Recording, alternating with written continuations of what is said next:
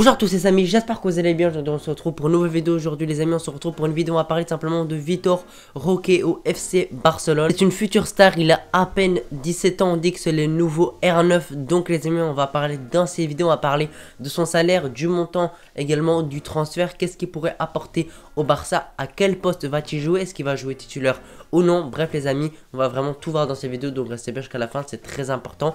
Et également en fin de vidéo, on va voir si c'est une bonne recrue pour le FC Barcelone ou non. Allez les amis, on perd pas plus de temps, c'est parti pour la vidéo.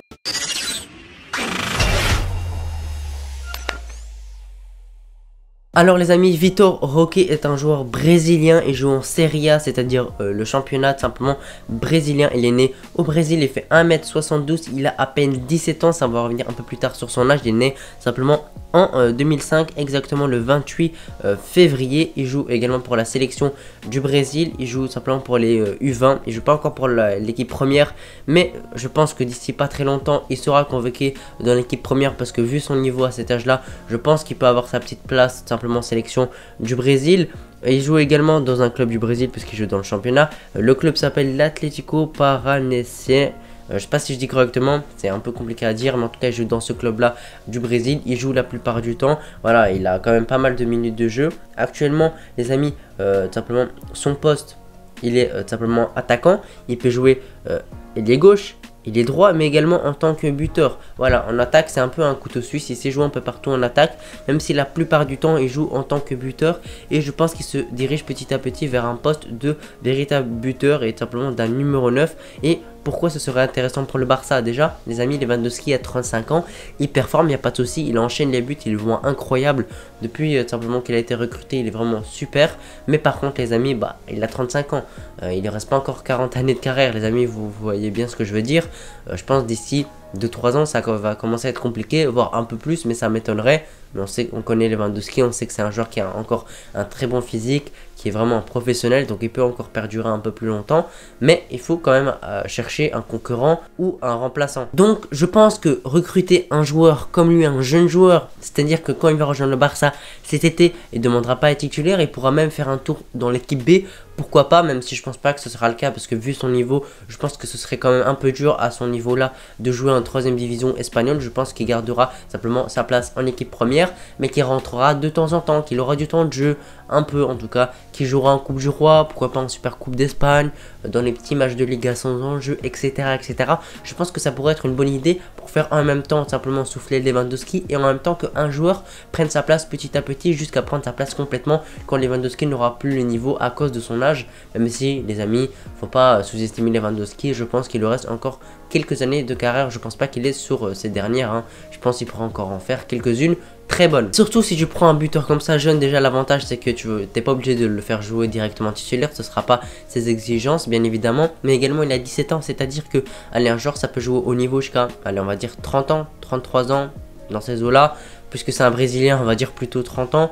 Voilà, il lui reste, imaginons simplement il est au niveau jusqu'à ses 30 ans, il lui reste 13 années de carrière, ce qui est vraiment énorme, voire plus, hein. Il y a des Brésiliens quand même comme Dani Alves qui performent jusqu'à leurs 40 ans. Donc c'est pour dire que franchement ce joueur là, il lui reste vraiment énormément d'années de carrière. On peut même parler de quasiment 20 ans, ce qui est vraiment incroyable. Il a à peine 17 ans. Les amis, il a encore un contrat assez long, simplement jusqu'en 2027. Donc on va devoir débourser quand même une bonne somme d'argent. Franchement on parle de entre 25 et 40 millions d'euros, ce qui est vraiment pas rien pour un joueur simplement de 17 ans.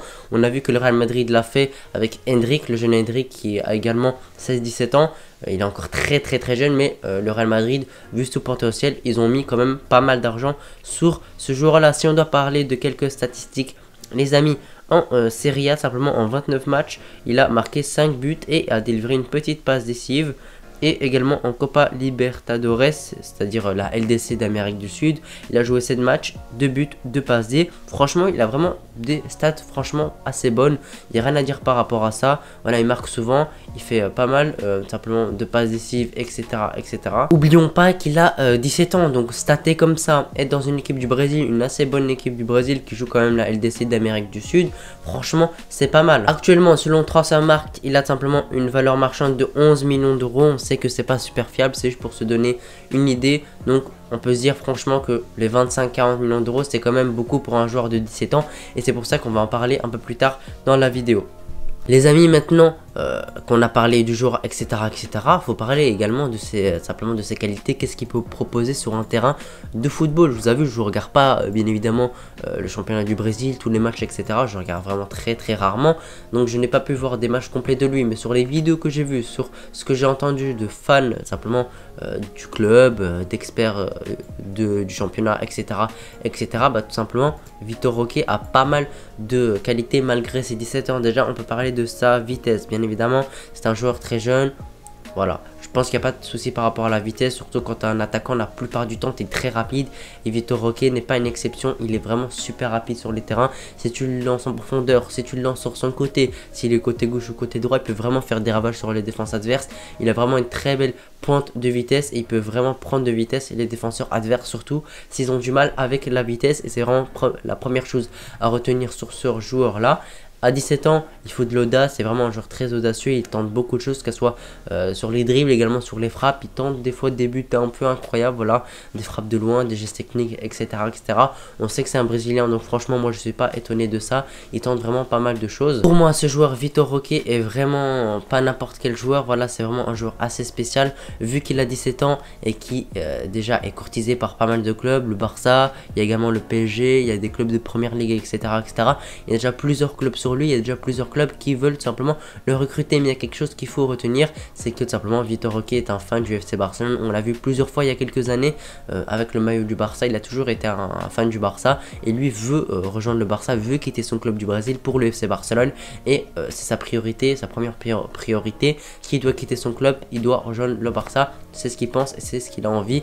Donc ça c'est important d'avoir un joueur qui veut vraiment rejoindre ton club, ça félicite vraiment les négociations, etc., etc. Si simplement il force pour quitter le club et qu'il force pour rejoindre le Barça, bah déjà ça te permettra de ne pas simplement faire aux enchères avec les autres clubs et également bah, ça te facilite également, t'es pas obligé de convaincre le joueur qu'il rejoigne le club puisque lui déjà il veut rejoindre simplement le FC Barcelone pour continuer sa très jeune carrière. N'oublions pas qu'il a à peine 17 ans. Également les amis, ça c'est pas pour le mercato d'hiver qui se passe actuellement, c'est pour le mercato d'été, donc c'est vraiment quelque chose à retenir. Ça les amis, c'est pour cet été 2023 pour continuer à renforcer notre équipe. Franchement on commence vraiment à avoir un bon effectif, que ce soit en défense, au milieu, en attaque, franchement on est vraiment bon de partout.